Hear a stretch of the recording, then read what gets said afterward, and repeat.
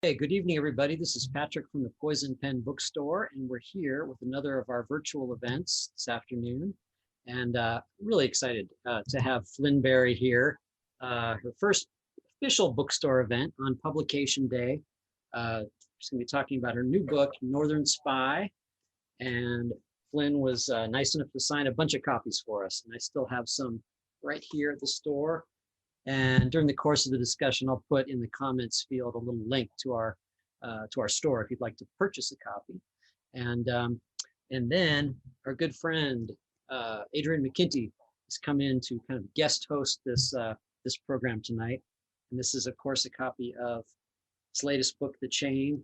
But just for fun, Adrian, I brought this Scarcity Oh, from wow. my collection. This is Adrian's first book from way back in 1997. Previous century.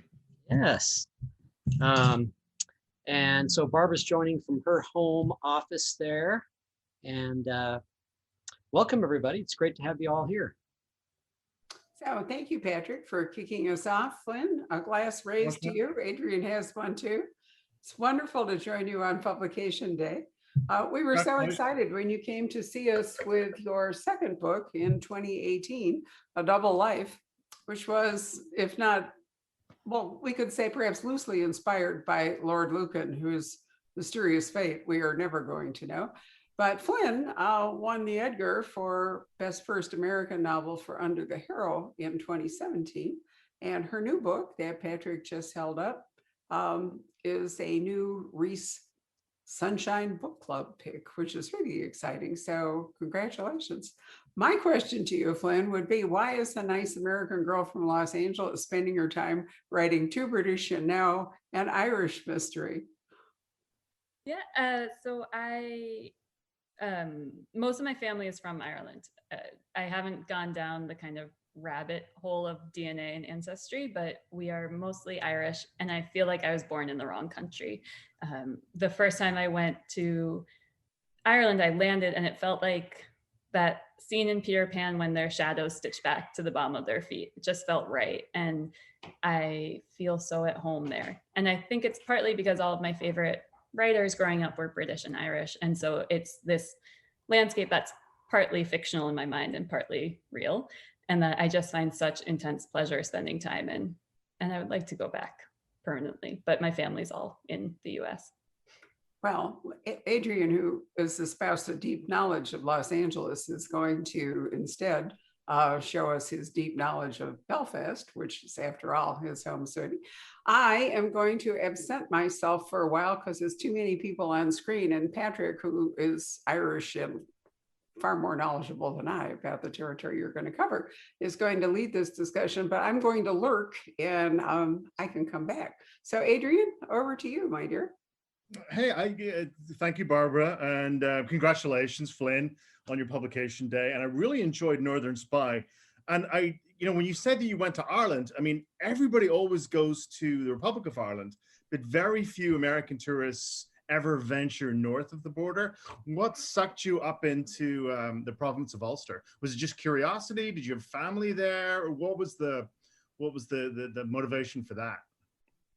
I think it started with a book I read years ago by Deirdre Madden called One by One in the Darkness, which is a novel about three sisters whose father is murdered in a paramilitary attack during the Troubles.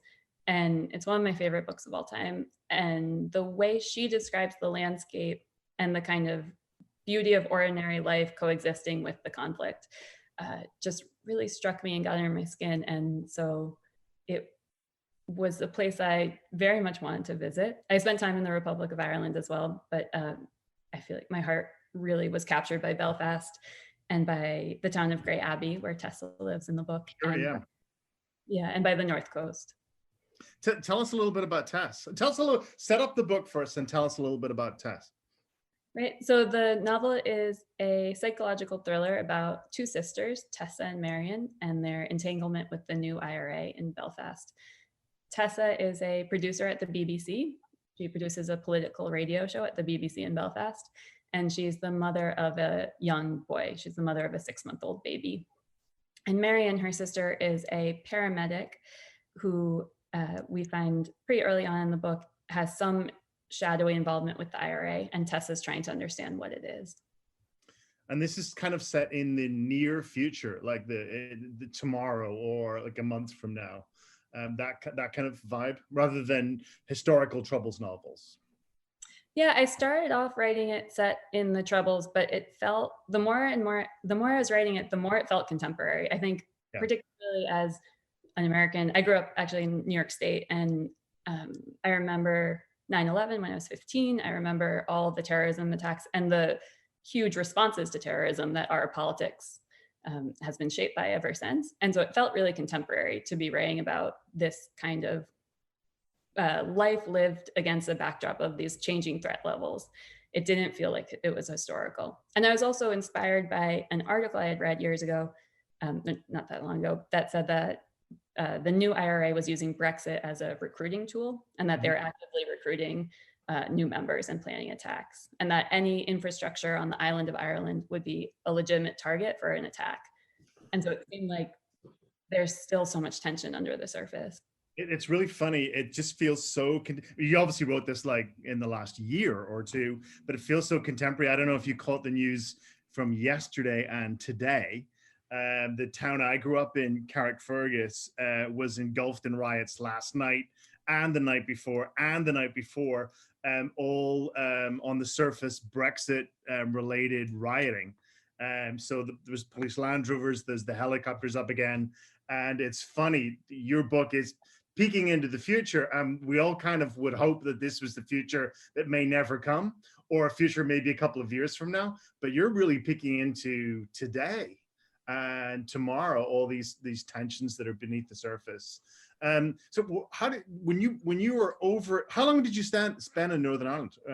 It must have been a few weeks, because you really have totally captured the cadence of life there and the way people speak, and just the whole vibe of the place. I mean, Northern Ireland, as you know, it's drenched with atmosphere. And you really, when you're walking in Tessa's footsteps, you're really walking in that atmosphere. I'm so glad you said that. I actually was terrified to write this book. I wanted to write it about 5 years ago and couldn't get started. And partly it was because I know how hard a Belfast accent is for actors. I know that actors get destroyed for their attempts at it. And I was nervous that I wouldn't be able to capture it in writing. And when I visited the first time years ago and was eavesdropping, there's just that rapid fire conversation. It's so witty, it's so sardonic. And I was thinking that there was no way I'd be able to get enough research done to make it work. So I'm glad that that seems to have been pulled off. Yeah, so I spent a few weeks there, and I also just did a huge amount of research before and after. One thing I did was watch every single archived episode of The Blame Game, which is a BBC comedy panel series where they make fun of current events and politics. And that helped a lot because it was sort of not just the news headlines, but how people actually respond to them and how they make fun of them. And you were down near Strangford, which people don't realize it's actually gorgeous. It's actually the Grey Abbey, that whole east side of Strangford Lough. I mean, it's just stunning there. It's a lovely part of the world.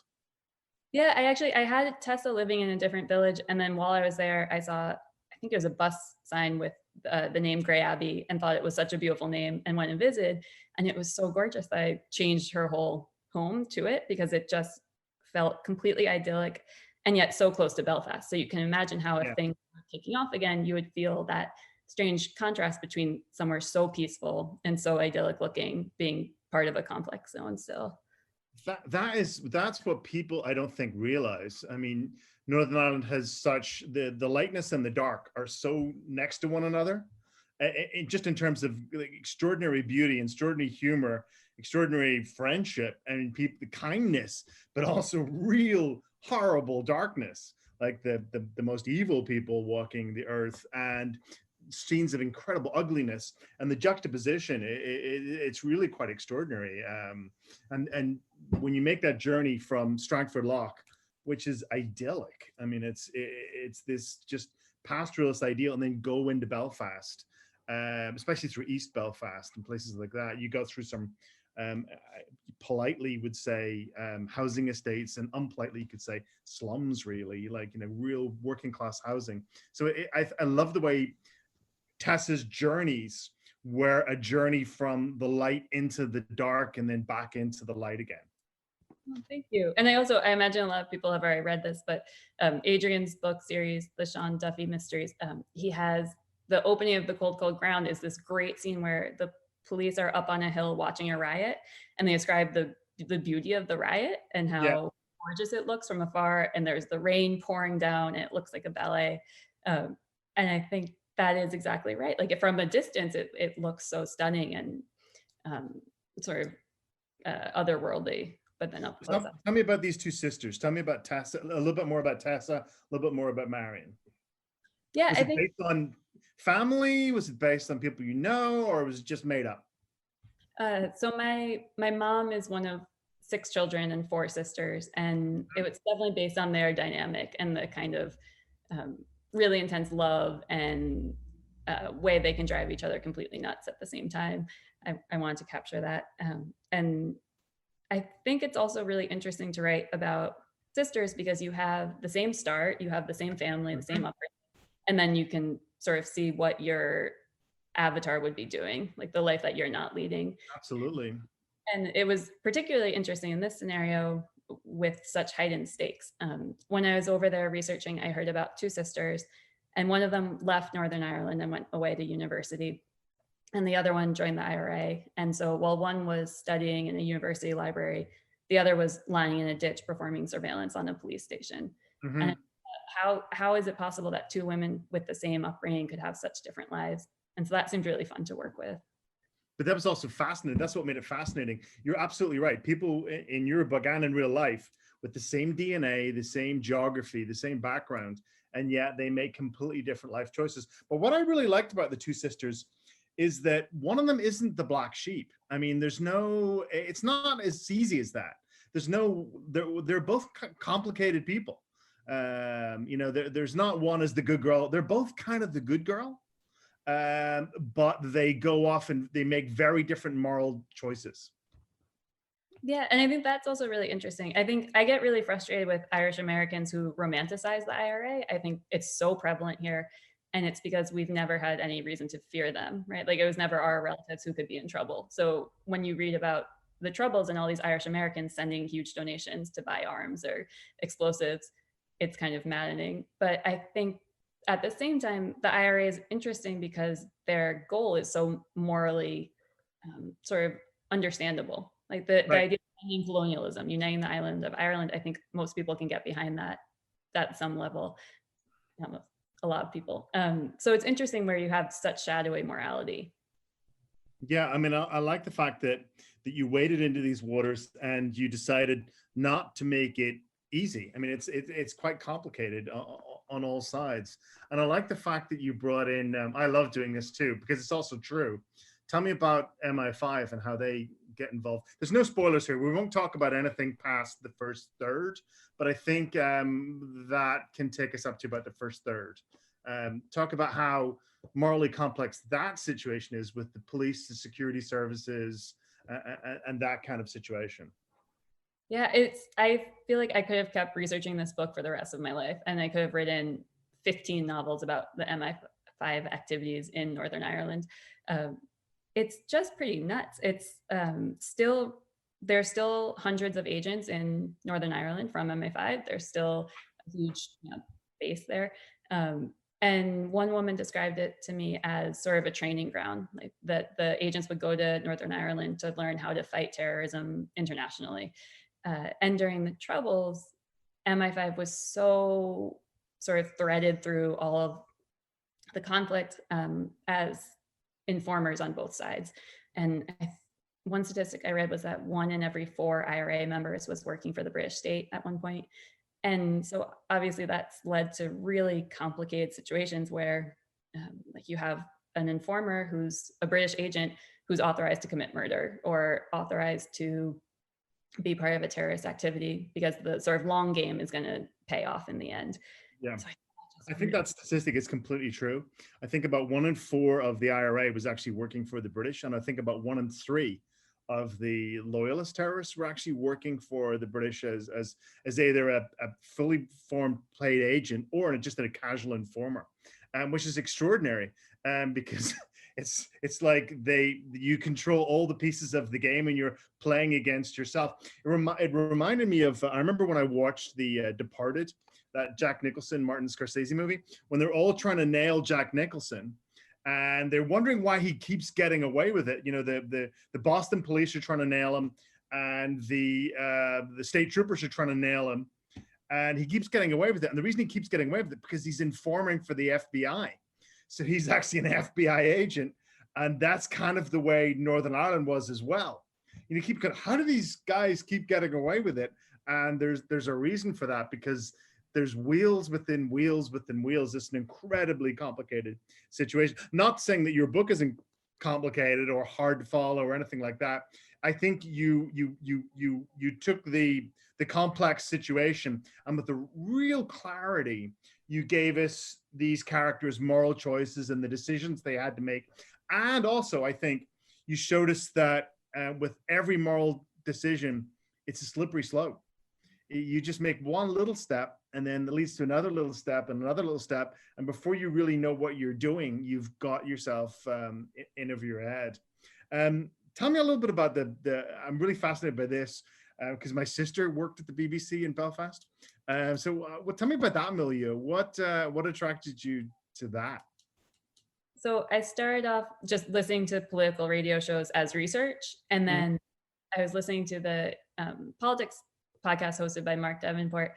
And it just started to seem like the perfect way to get a lot of political backstory into the novel in a kind of easy and elegant way, instead of loading in a chapter. So Tessa works at the BBC. She's a producer of a political radio show. And when I was there, I actually got to sort of pretend I worked at the BBC.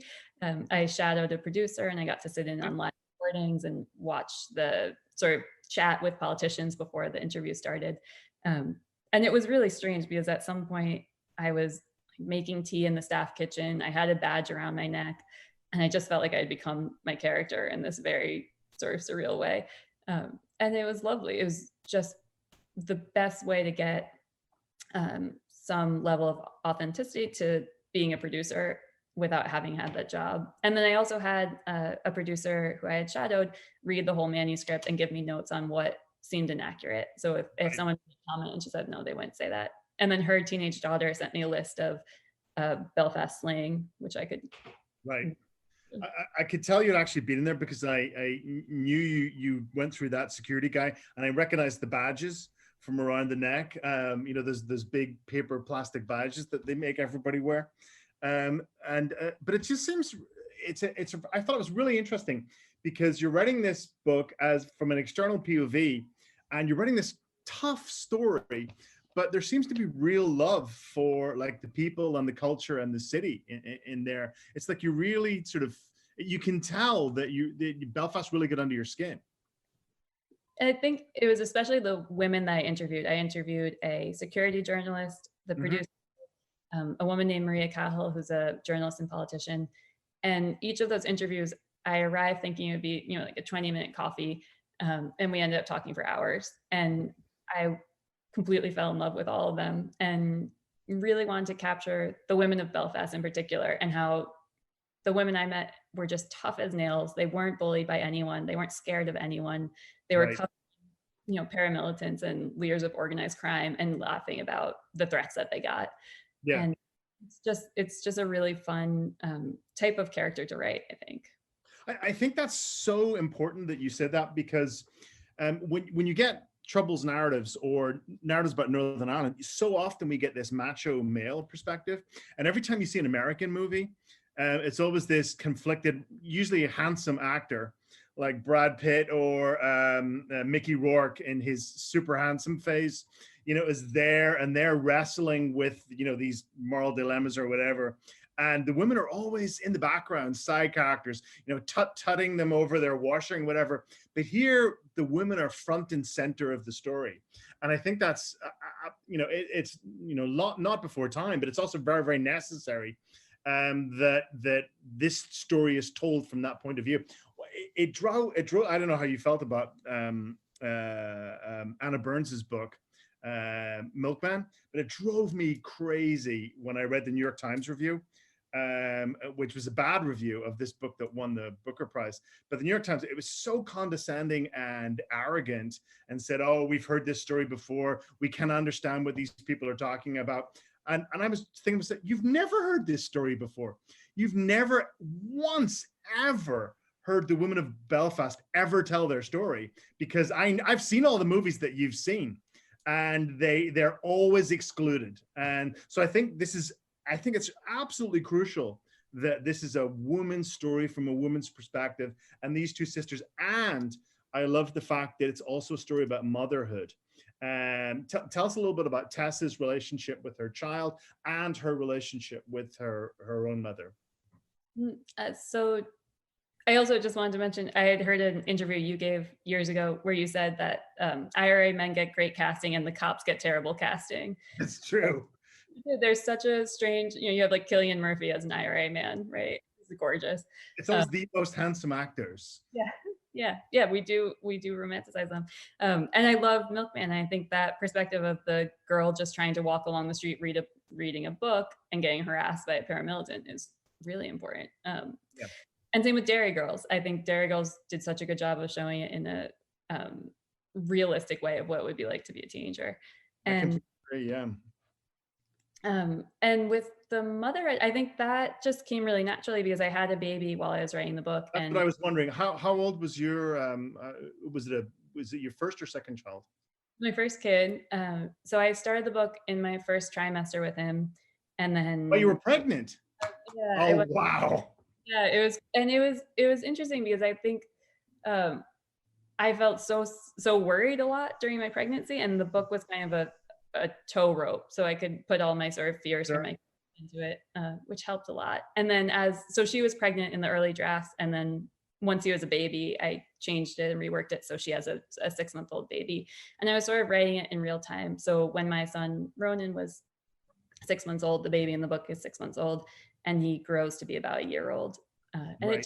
it felt like a very satisfying way to record this huge moment in my life. And I think also I get really frustrated with depictions of new motherhood often because I think they're often really sentimental or they're really bleak. And there's not too much that I found, and I just like grab everything I find that I think strikes the right balance of how it's the best and the worst in every single day. So I want to capture that. Although I love the fact that you captured the fact that she's exhausted a lot of the time, because that can add to the surreal nature of the situation. If you're going through a crisis and you're also sleep deprived, and so the world is kind of erupting around you and you haven't had a good night's sleep for like 3 or 4 days, I also think that's really interesting. Maybe we should talk a little bit more about the actual story. So she discovers what about her sister? So Tessa's at work and she sees security footage of her sister outside of a gas station pulling a ski mask over her head. Mm-hmm. And police are looking for her. They think that she's a member of the IRA, and Tessa's convinced that she isn't and that she's been coerced into doing something on their behalf. And so the book is her investigation into what's happened to her sister and where her sister is. So there's 3 parallel investigations. There's her investigation, there's the police investigation, and then there's the MI5 also trying to figure out what exactly is happening, which is fantastic because you get 3 levels of knowledge. The police know one thing, she knows another thing, and MI5 knows the other thing. And then, of course, Marion thinks she knows the full picture, but does she really know the full picture of what's happening? And people have to make these tough moral choices with insufficient information. Like they don't know everything. And that's what's so interesting about the story is you never will know. And so you have to leap and based on the data that you have. I really love that. And what about Tessa's relationship with her own mother? So it's like the motherhood works 2 ways. There's the top down and there's the bottom up. So talk a little bit about that if you don't mind. Yeah, so she wasn't really a character until after I had visited Belfast and I heard from the women I interviewed about their own mothers and their grandmothers and how they were just trying to sort of keep their families going during a war that they were living through, particularly in West Belfast, and how the women would, just be raising their children in this really extreme scenario. Uh, Maria Cahill told me about her mother once going outside to the front garden, and there were two British soldiers who had taken Maria's soccer ball. And she said, can you give my 4-year-old her soccer ball back now, please? And just that kind of strange contrast between trying to keep things normal for your children and then living alongside soldiers and raids. I just was really interested in that. And also in the sort of class system and what happens to a woman like that who's working as a housekeeper for a wealthy family if her family suddenly seems to be under suspicion. Yeah. I like, speaking of that, I remember one night, me and my little brother, we shared a bunk bed, and my big brother was on the top bunk, but my big brother had a sleepover. So me and my little brother were on the bottom bunk one night, and we heard this commotion in the street, and we pulled back the curtains, and the entire street is full of seemingly all the British Army. And there's about 3 or 4 soldiers in our front garden. And, soldier to little boys, that's so fantastic. These soldiers with guns are in the front garden. And I remember I was very young, and I remember going down the stairs, and my mother was awake, and obviously, and I said to my mom, what's happening? And my mother said, nothing, go back to bed. And I remember, and I did go back to bed, but I remember thinking, well, if this is nothing, I really wonder what something would be. Like, what would constitute something? And and that was the sort of level of normalcy that was happening, and it turned out they were arresting our neighbor 2 or 3 along, who it turned out to be a mass murderer. Had killed like 3 people. Well, 3 people he admitted to anyway. You mind if I jump in just for a second? Yes, go ahead. I wanted to ask you both a question, which was, I was in Belfast in 1999, which was, I think, was that a year after the Good Friday? It's year one. Year one. And it's funny because when we went, we started in Dublin. We spent 3 weeks. It was just a wonderful time. And kind of circumnavigated the island. We went up to Inishowen, and which was stunning, and then down, Donegal, up through the north, and then down through Belfast. And I too was really taken with Belfast. The that famous Catholic cemetery, and the Milltown, and the all the Bobby Sands murals and all that kind of stuff. And one of the things that Flynn, I think, did really well in the book was describing the minutia, of certain businesses, being, oh, well, that's a Catholic bakery, or that's a Protestant.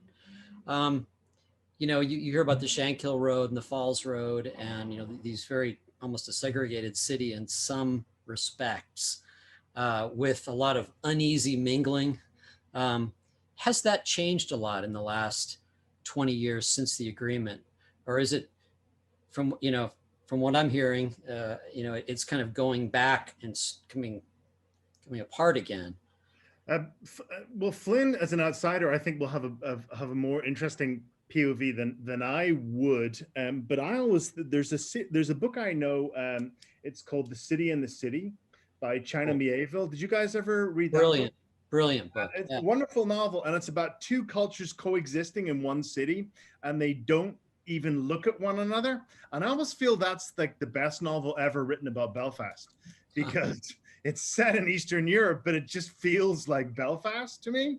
Whereas these 2 people, and you're always feeling one another out. Like, I've never had a conversation. I mean, it's to my eternal embarrassment and shame that I've never had a conversation with anybody from Northern Ireland where within 5 minutes I don't figure out what religion they are.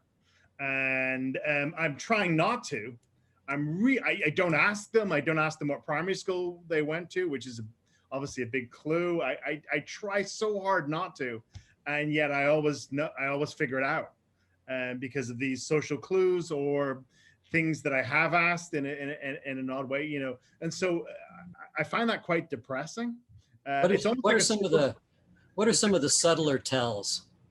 Oh, like surnames, again, what primary school you went to, what part of town, like if you're from, like the characters in this book, Anderson's town, like I 100% know where they were from. Again, what opticians or bakery or bookmaker or pubs they would go to, or even how they would pronounce the letter H. And Catholics generally would say H, Protestants would say H. So there's all these little subtle tells, and you can't help it, but within 5 minutes, you know where everyone is from, which is, it's like you're cursed to have this superpower that you don't want. Flynn, what did you think? I thought the letter H was one of the funnier things I've ever heard in my life. That you have people who are so indistinguishable, aside from how they pronounce one particular letter. It's just kind of hilarious. Like you couldn't make that up. And it's interesting because I think there's so much hope and there's so much energy in Belfast. And I think it is at peace. And then at the same time, you still have peace walls in the city that are massive steel fences dividing communities. And like you said, Adrian, people know who someone is based on that. And schools are segregated, which is really insane to me that schools haven't been integrated since the Good Friday Agreement. Crazy. Yeah. Middle class schools, there's these integrated schooling movement for middle class kids, but working class schools, 100% not integrated at all. So if I was to say, which I would never do, which primary school did you go to, I would know immediately if someone was a Protestant or a Catholic. But but I do love the fact Belfast people. Yeah, I think what you're talking about is what Freud called the narcissism of the small differences, because these are two cultures. They're identical. They dress the same, they look the same, they talk exactly the same way, and they support the same football teams, and yet this one little thing of religion, nobody even really goes to church anymore. Like people don't even. It's such an absurdity. And yet it's so important. It literally could be a matter of life and death. It's so interesting to me. But again, I really think that you captured that in an incredible way. And I love the fact that I was listening to the thing about the narcissism. People from Belfast are always fascinated by non-Belfasters feel about their city. I was listening to the Mark Maron podcast a couple of weeks ago, and Nicole Kidman was on, and she was making a film in Belfast. And she was sitting talking for the first 10 minutes about how much she loved Belfast. And I couldn't help it. I found myself tweeting it. Oh my God, validation. Nicole Kidman thinks Belfast is okay. So it's very funny that way, that you get it. So where did you, if you don't mind me asking, so Flynn, you grew up in upstate New York. Whereabouts did you grow up? I grew up in a town called Irvington, which is on the Hudson River. I have no idea where that is. North of Hyde Park? South of Hyde Park. South of Hyde Park. Oh, so you're fairly near the city? Yeah. Technically, you could say Westchester, but I choose not to. Okay. Just for political reasons, you don't want to say Westchester? Sleepy Hollow. Just like Sleepy Hollow, right? I totally understand. So, but you actually were in Westchester County? Is that correct? Yeah. The town's name. You're in New York. You're a New Yorker. You're a New York City person, really. Yeah, I mean, I think I really liked writing Tessa's Home and Grey Abbey because I feel like where I grew up is a little similar in that you have this big body of water and it looks very calm, and it's such a small town and you know everyone, but you're close to this massive city. And did you always want to be a writer? Is that is that what you wanted to do with your life as a kid? I did. Yeah, I have always loved reading. I think I'm a reader first and a writer second. I would keep reading over almost anything. My mother-in-law asked if I would rather live with my husband or keep reading, if I had to give up one or the other. Could we live near each other and visit? Like, is that an option? Yeah. So I think the writing came from that. I think the wanting to tell stories came from having read so much when I was younger. Is that what you studied in college? Where did you go to school? I went to Brown, and I studied creative writing there. Yeah, you went to Brown. Did you know Brian Evanson? I did. He was one of my professors. And that is so ridiculous. Brian is one of my best friends. That's crazy. What was he like as a teacher? Was he a So big goofball? he's the nicest man in the world. And I remember I read a story about a complete horror story that he had written about something happening to someone's eye that I won't spoil what happens, and thinking like, oh, all right. This is Because he looks like a cuddly bear, yeah. but he writes about the darkest stuff imaginable. Yeah. But he was a really encouraging and lovely teacher. And I dog sat for him actually. Right. And I remember seeing, this is probably too much information that I shouldn't be sharing publicly, but while I was dog sitting, he had a schedule on his fridge, taped to his fridge, about when he had to write and the things he couldn't do while he was writing. So he couldn't watch TV, he couldn't play a video game. He had to have a certain number of hours. And I was, 20, and I remember thinking, oh, like this is how you actually do it. You have to actually set rules for yourself. It's not just, the muse comes. The video games. I remember telling him that I'd finished Call of Duty, and Brian told me, "What are you talking about? It came out like 9 months ago. I finished it the second day." What have you been doing? I said, I had a few problems in Stalingrad. He says, oh my God, I did Stalingrad in 20 minutes. Yeah, that's so funny that you study with Brian. What is your, how do you write? What is your schedule? What, is it morning person, afternoon? How do you do it? I have 2 tiny children right now, so it's just a nightmare. It's just Right. an nightmare. But in general, I write in the mornings. With my first kid, I would write in his naps, and now we have some childcare in the morning, and I write then. I think it's usually best. I always write longhand, and I try to create the Sure. most like atmosphere that I can. So I listen to the same piano songs on repeat. I read something that you had said about living in Australia, but writing about Belfast and listening to like the sound of rain on a tin roof. Yeah, I do. Yeah. I feel like I do things to try to get that atmosphere going. What's the piano? What piano pieces do you listen to? I like Max Richter and Olafur Arnalds and A Winged Victory for the Sullen. And they're kind of these like shadowy, atmospheric, sweeping piano songs. I know so many writers that listen to Max Richter. He's ridiculously good to listen to. If you want to write or if you want to sleep, or or if you want to sculpt or do anything. It's because of I think it works in your brain because of the repetition, but also the creativity within it. So it's not boring, but it's not overly distracting. So that you can, it gets the juices flowing in a really interesting way. Whereas if it was like, I don't know, rock music or something else, anything, you don't listen to anything with lyrics, do you? Mm-mm. No, it's impossible. And I remember Patrick will know this. History of Seven Killings. Who's that guy? Won the Booker a few years ago. Marlon James. I remember talking to him, and he's saying, "Oh yeah, he listens to whatever's on the radio, like top 40." Yeah, he just has a blaring, and he was teaching in college, and he has a ground floor window, and he opens the window and pushes his desk up a window, and he says the students will walk past and say, "Hey, hi Marlon, how's it going?" And he'll have conversations. So, and he leaves his door open as well. So it's like an invitation for anybody to come in at any time or anybody to contribute, and the radio's going, and he processes all that in his computer, and then somehow, like, if I hear a conversation on the street, like, 2 streets away, that's it. I go, okay, that's it. I'm done for the day. It's all spoiled. I can't do anything. Whereas Marlon is like, bring it on, bring it on. Bring it all in. It's so interesting.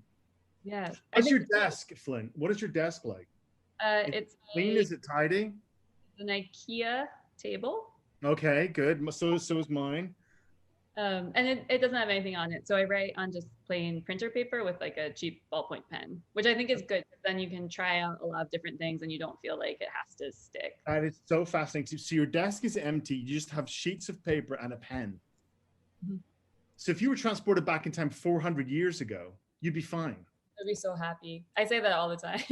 I really have a hard time with the internet. In the 16th century, you would have no problems. It would be glorious. Yeah, I could go walk around the fields and then come back and write, and it'd be miraculous. Unlined paper too. You got to love that. Yeah. Barbara's I'm back. back because I thought, Patrick, you might want to see if there are some questions that you would like to Yeah. address, or Yeah. Flynn would like to address, rather. There are some questions. Let's see. Robin asks, what most surprised you in doing your research for this book? Good question.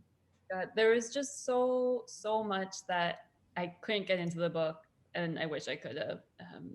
A couple things that I squeezed some of this in, but I was really interested in how the new IRA is fundraising right now. And one of the ways I heard they're fundraising is they rent out bouncy castles for kids' birthday parties, and hot tubs. So you can have a truck come up to your house when you're having a party and with a portable hot tub in the back. Like, oh, this is crazy. And that they were laundering money through nail salons and tanning beds. So that's why there's so many nail salons on the Falls Road. They're all to launder money. That was really interesting. And then a lot of just the BBC talk during meetings. I went to a couple of the news meetings where all of these editors are talking about which stories they're going to work on that day. And it felt like just the best conversation I've ever eavesdropped on in my life. These people are just so smart and so funny. And I was transcribing everything they said, and some of that made it into the book verbatim. Like the news meeting scene is pretty much verbatim what I heard when I was there. But there was, notebooks full of that I couldn't actually get in. I noticed Mark gets a little acknowledgement at the end of the book. Mark Davenport, but if people don't know, is quite a famous Northern Irish TV reporter. Yeah, he was really generous, and he let me shadow him and just sort of showed me what he was doing throughout the day. It was so much more access than I was expecting, and it was really generous of him. It's very kind. Here's a toughie.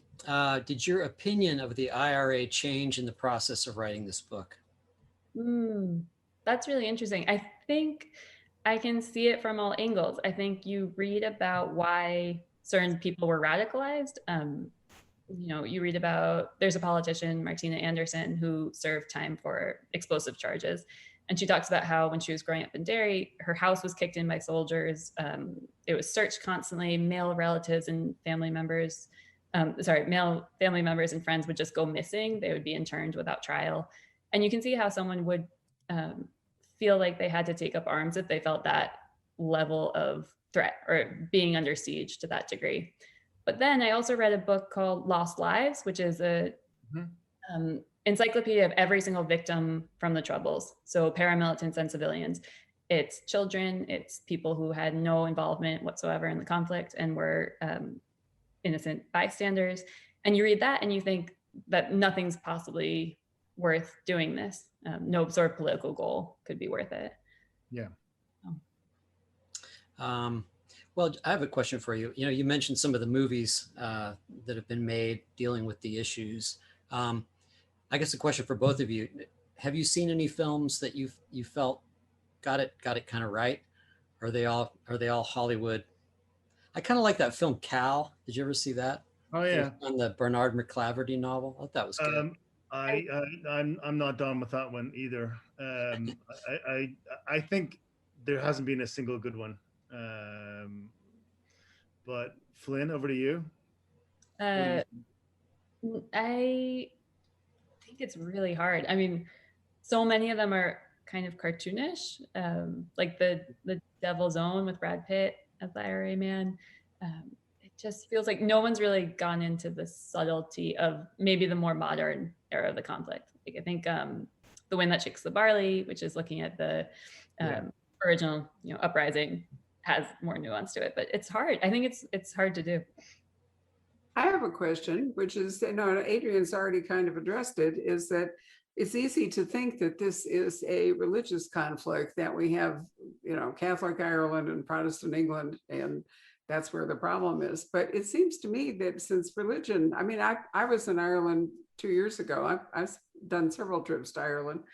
And as Adrian said, people don't really go to church anymore, except for those major events, christening and wedding and a funeral. So religion doesn't seem to me to be that potent a force. So when you were there, did you feel like this was really a political thing? It's like Ireland wants to be unified, but Britain doesn't want to, or the people in the British part, the Free State don't want to give up their British citizenship. Is that really what it's coming down to?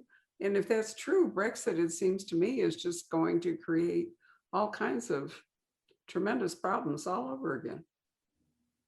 Yeah, I think Brexit is really interesting because it shows how little people in London in power were thinking about Northern Ireland when it happened. Like they sort of just thought it would all work out, and it just isn't working out.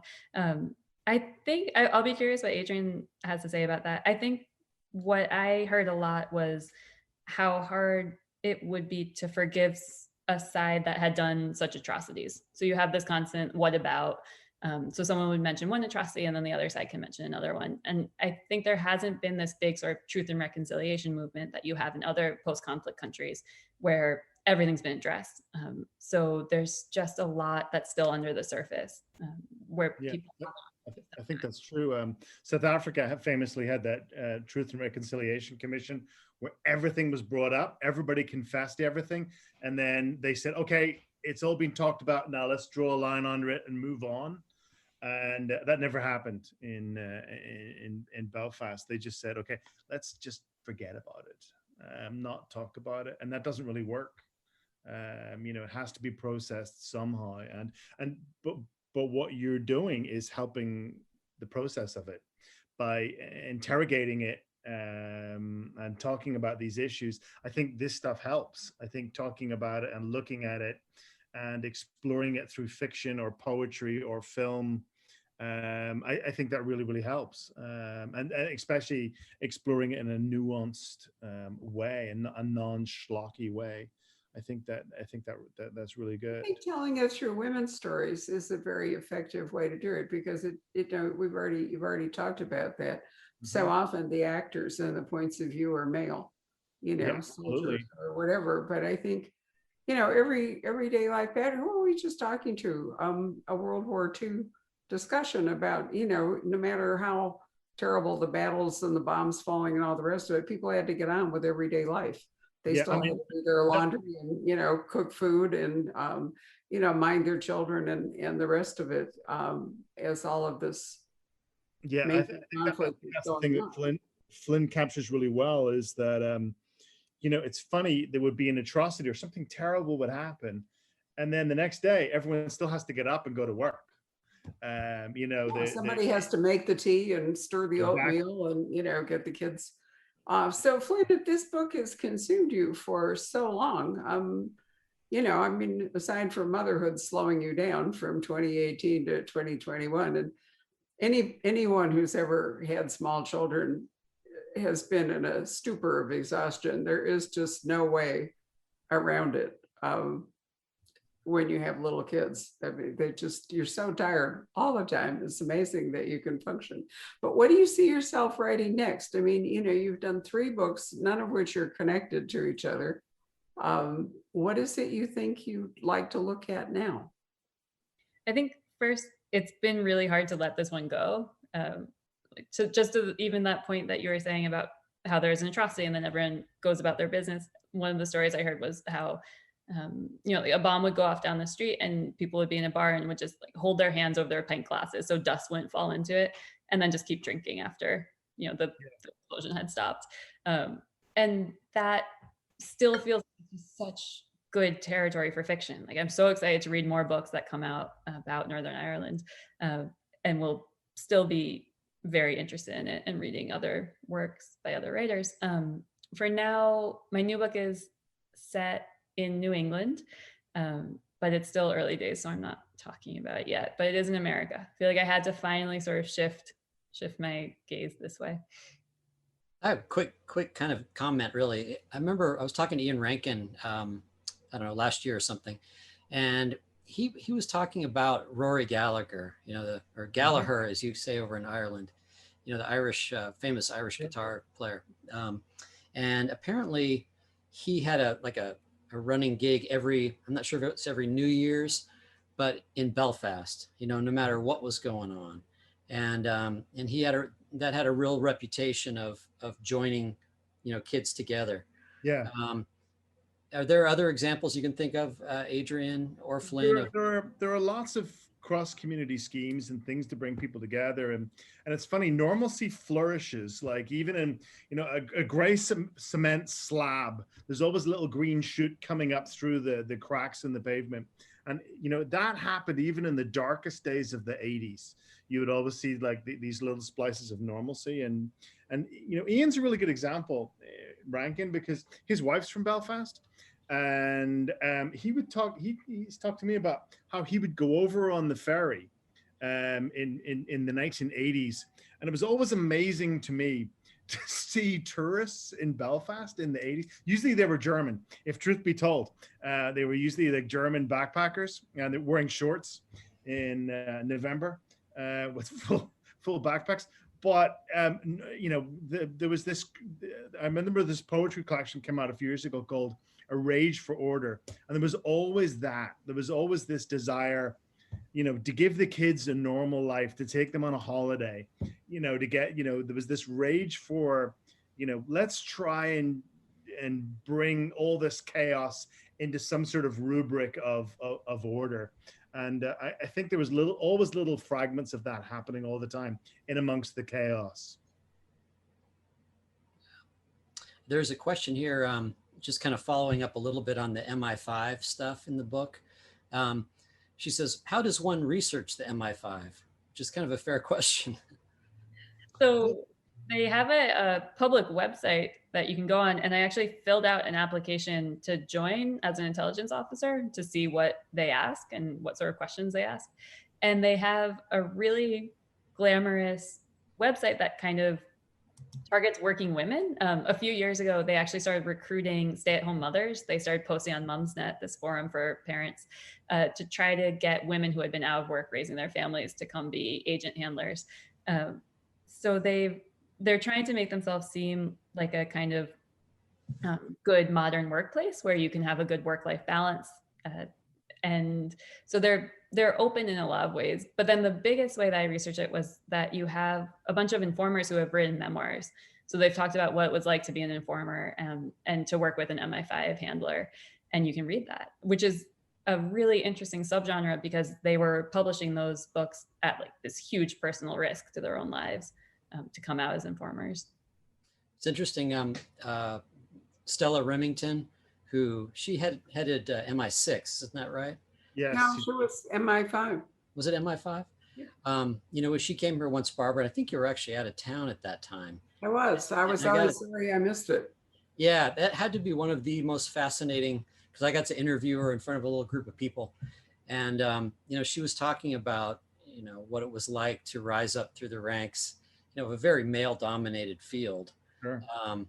You know, and she also wrote about the real terror that she faced was the terrorist within, not the external, you know, the obvious terrorist, but the homegrown internal one. And, you know, with all this plethora of World War II stories that have just inundated publishing in the last couple of years, you recognize that, you know, we think of Britain as standing so firmly against Germany and all, and yet there are an awful lot of people in Britain who are sympathetic to the Nazis, who actually helped the Nazis. And those are the kinds of people that Stella found in her books anyway, to be so terrifying. And that comes down to what Flynn's been talking about which people, you can't tell what's a true face. One of the things Flynn talks about a little bit in this is the internal security units. And each terrorist organization in Northern Ireland would have its own internal security unit, where this is all true, where they would have a unit that would look at everything that had gone wrong and try and figure out if it had gone wrong because it's just an accident, or if it had gone wrong on purpose because someone's really working for MI5. And those were the most feared people in Northern Ireland, not the police, not the army, not MI5, not MI6, but in the IRA, what was called the nutting squad, where they would want to know if you were loyal or not. And good name for a book, by the way. Yeah. Yeah. And they were a terrifying bunch of people. The Nothing Squad? The Nutting Squad. Nothing That's squad, that great. is right. But you know, in all of this, we've talked about politics, we've talked about a lot of things, but one thing we haven't talked about is what a really lovely stylist Flynn Oh is. yeah, I have read beautifully all three written. of her books, and I am always mesmerized by her perfectly beautiful prose. You know, I know that were you at Yaddo? Didn't you do some extra work? I think I remember going to Yaddo, not as just a tourist and wandering around it and thinking what an amazing place that it would be, so peaceful. But you know, I think you're quite young. You're only in your 30s. Much younger. I have grandchildren your age, so it's really sort of unnerving. But nonetheless, I do think that you are a remarkably skilled and beautiful writer, regardless of what you're writing about. And at such a young age, that's really an amazing achievement. So Can I just add to that a little bit, Barbara? One of the sure. things I love about what Flynn does in the book is that there's instead of going for the easy climax, she sometimes goes for the anticlimax. So there's a bit where early in the book we think there's been a terrorist bombing, but it's not. It's a lorry, a truck has crashed into a building and disloads some pallets. And I thought to myself, aha! Now a lesser writer would have had, oh, the reader hasn't had. It's been 30 pages. The reader hasn't had a huge climax here. There's been no explosion, no killing, nothing like that. And Flynn decided to eschew the easy option and go for the subtler, more sensible, more intriguing possibility. And I like that. I love that when writers take you in a zig when you're expecting the zag. Well, thank you. And I think I would happily write only about like trees or swimming or food for pages and pages and pages. And so I think this genre has been so much fun because you have that structure where you're working with some mystery and some frame, and then you get to just play. You get to put in all the things you love about writing about raising children or food or family, but it has this solid frame to hold it all together. I really loved A Double Life. I mean, of course, I've always thought the Lord Lucan thing was a fascinating subject, but I have to say that really was a remarkable book. We sold an enormous amount of it. In fact, we ran out of it, if you remember, all too quickly. But I do think that, you know, your three novels are certainly impressive, and I'm looking forward to seeing what you're going to do next, although I'm sort of stunned to know you're actually coming to the United States. I thought you were going to remain the American writer who's never going to write about anything in the United States. Not that there's anything wrong with that. Flynn, if we have time for one more question, what are you reading now that's good question. exciting you, that's intriguing you? Oh, I'm so glad you asked. I read this. Oh no, it's backwards on the camera. It's called Acts of Desperation by Megan Nolan. Being compared a lot to Sally Rooney because any young reader from Dublin will get compared to Sally Rooney, but she's a beautiful writer, and it's a book about a kind of very dark love story in contemporary Dublin, and it's been wonderful. And then I'm also reading Slow Horses by Mick Herron, which is about the the MI5 spies who are dismissed with dishonor from their job and are put in this kind of unit for misfits where they try to muddle along. So that's been really fun too. Yeah, He's a very interesting writer, and I've followed him from the very, very beginning. And I never thought that he would actually break out, but here he is. And I also attribute part of that to the fact that John Le Carre has left us, and you know, Mick has come along. There's kind of a segue, I think, a natural segue there, but such an interesting worldview. Flynn, this has been wonderful. Let me once again raise a glass to you on Publication Day. Thank you for joining us. And Adrian, as always, you're amazing. One of these days we'll have a book from you again, right? Yes, I'll get my act together at some point. Congratulations, Flynn. Thank you so much, Barbara. Thank you, Patrick. And thank you, Adrian. Such a pleasure. It's been a pleasure. I want to thank everybody who's watched it this evening. There will be a podcast of this available probably tomorrow. The video is going to live on our Facebook video page forever. So if you've enjoyed this, do recommend to your friends. You don't need to belong to Facebook in order to watch our videos. And Patrick might even put this on YouTube. So we try to maximize the platforms. Anyway, thank you all for joining us. Have a wonderful evening. Good night. Hello. We hope you're enjoying our programs and podcasts with authors. We'd like to expand them, and your help would be appreciated. Please make a donation at poisonedpenfoundation.org. 100% of the proceeds will go to help connect authors with readers in this difficult time. Thank you.